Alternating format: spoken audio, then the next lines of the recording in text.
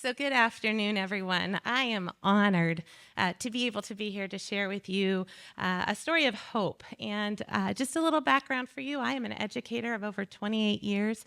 And most importantly, I'm a mother of 22 years. And I have been humbled by the many life lessons and opportunities that have been provided. I have learned that believing in hope by setting goals, providing pathways, and having agency can shape and change a person's life. Hope is thinking forward into the future and being focused and motivated to use the strategies in the present to get to your mission. So on September 7th, 2002, a baby boy was born and changed our lives forever in more ways than one.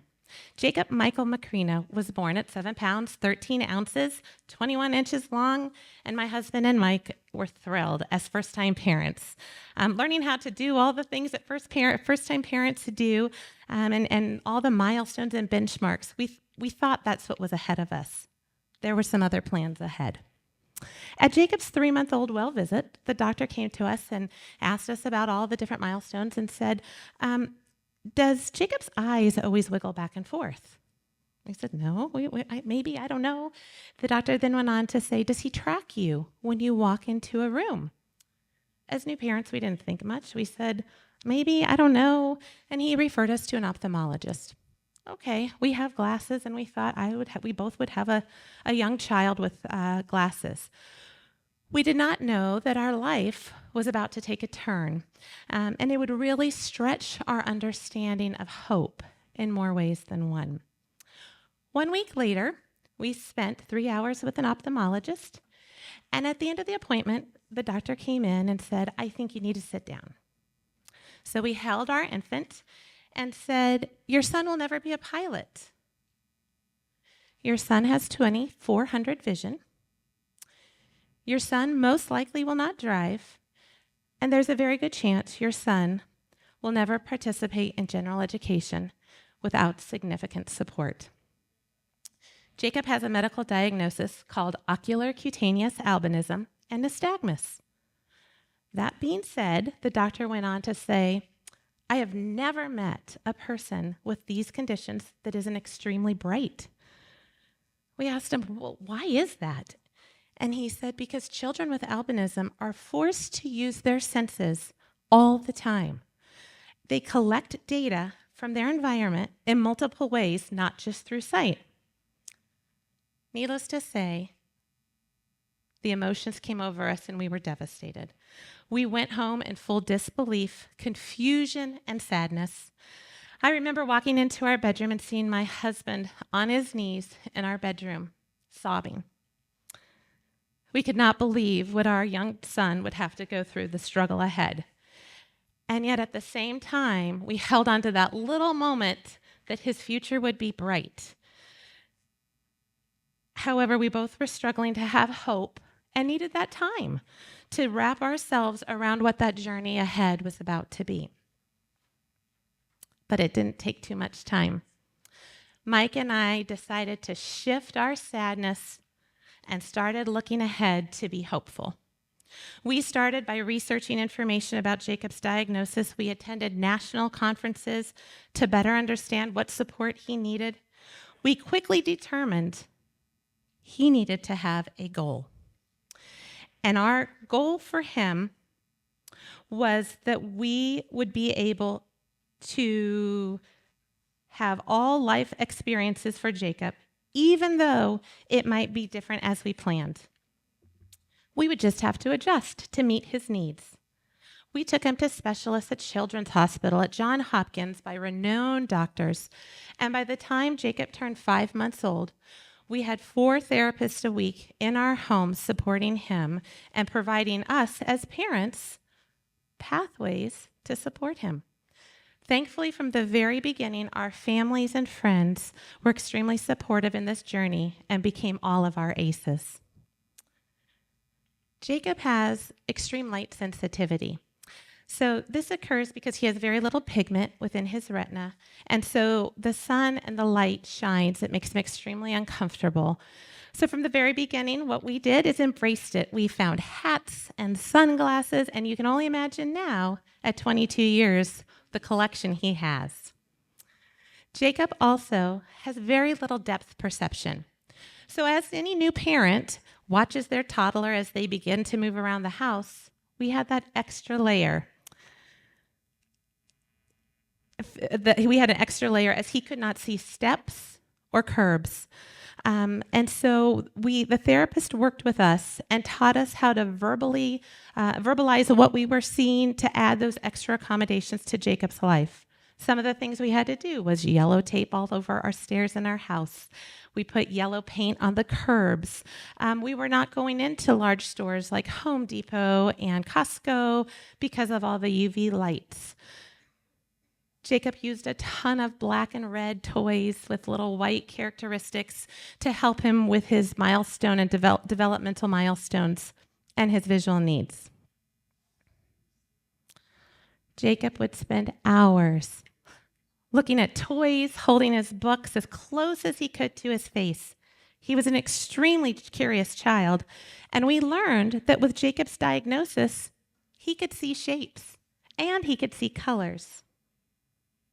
But what he could not see is the detail on a stem of a flower. He could not see the petals on the flower, and he certainly couldn't see the seeds of the sunflower. So as I continued with our goal to provide Jacob the experiences that any child might have, I decided he needed to go to the zoo. I knew he wouldn't be able to see the animals. However, the environment and the experience could be adapted for this child. As we visited each exhibit, I pulled out a plastic animal, gave it to him to hold, and I would go on to explain everything I was visualizing and seeing. I see a giraffe that has a long neck, and it has speckles all over his body. He has long legs, and he is eating the trees. Jacob held that plastic giraffe, and he'd ask me questions and giggled and laughed, and we enjoyed his own zoo experience together.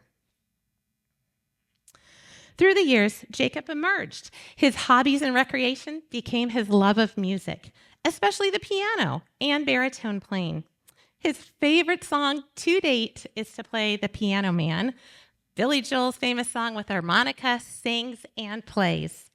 Jacob can play songs by ear and can almost point out perfect pitch. Remember, the doctor did tell us children with albinism use all of their senses to accommodate. Jacob also has a love of numbers. In the early ages, he did mathematical problems and talking about statistics. We would play the game, Did you know? And he would go off and explain what we called factoids about the Titanic and the solar system and all the things about trains and everything else.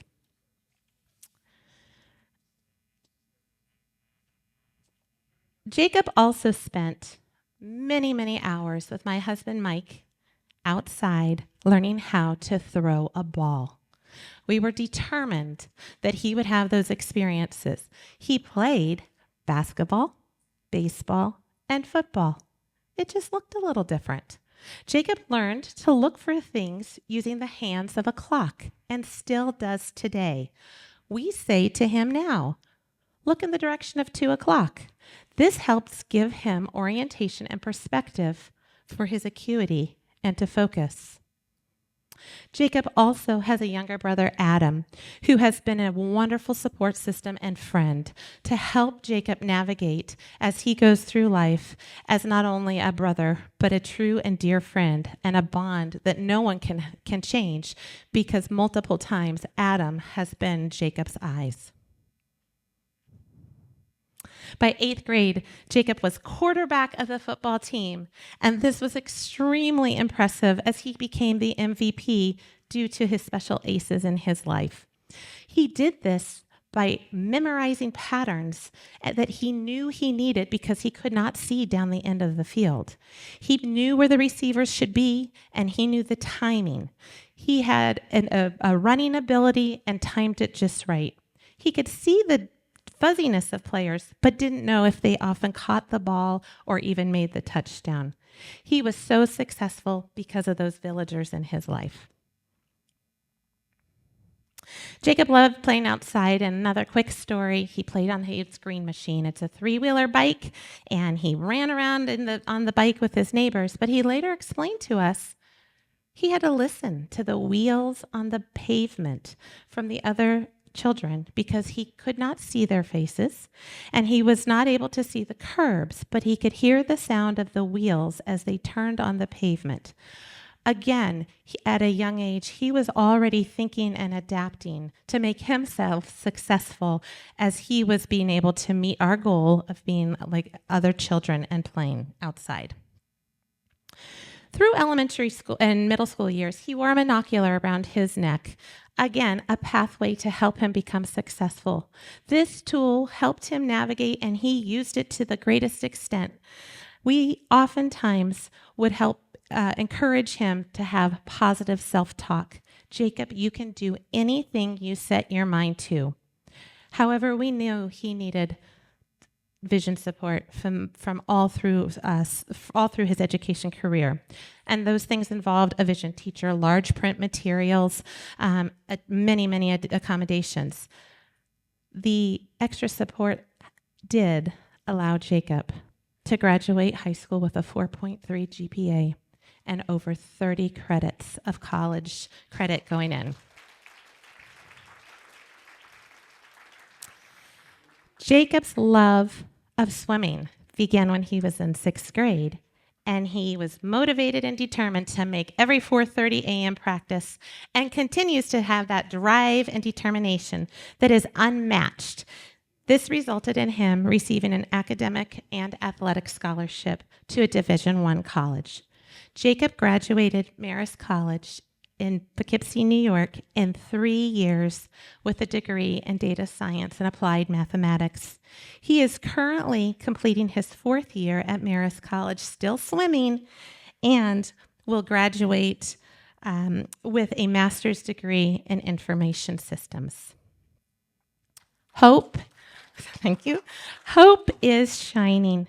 Jacob's agency, his commitment, his enthusiasm and energy for life is absolutely contagious.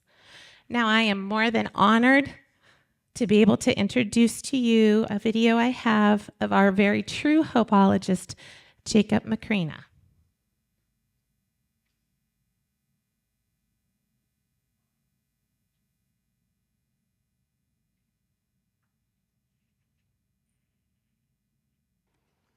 Hey everybody, I'm Jacob. I am the one that my mom has been talking about for the past few minutes, and I just wanted to tell you a little bit about hope from my perspective. When I was little, me and mom were out in the driveway. She pointed up to the sky. I think I was no more than 4 or 5 years old, and she said, "Jacob, look at the airplane up there." Looked up, no airplane, couldn't see it. And that was probably my first memory of not being able to see something that the average person could see. And throughout my life, you know, I found that to be pretty common.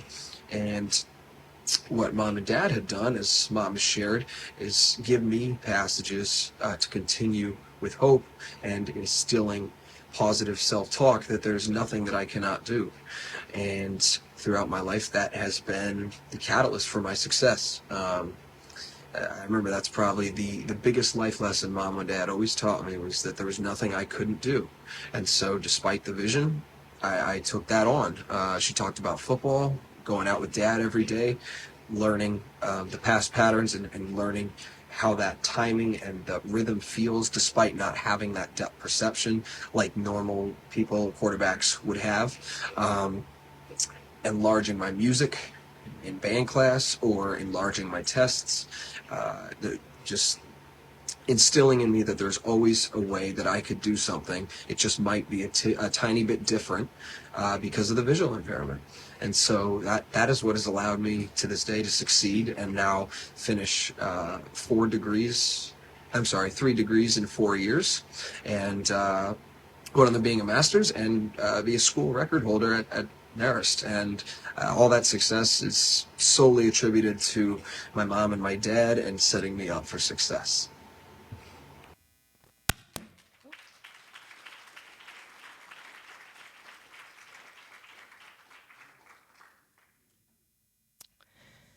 And finally, all children can succeed, no exceptions. Through this Hope Talk, I have shared with you Jacob's 22-year journey, where we have watched hope grow and hope has flourished.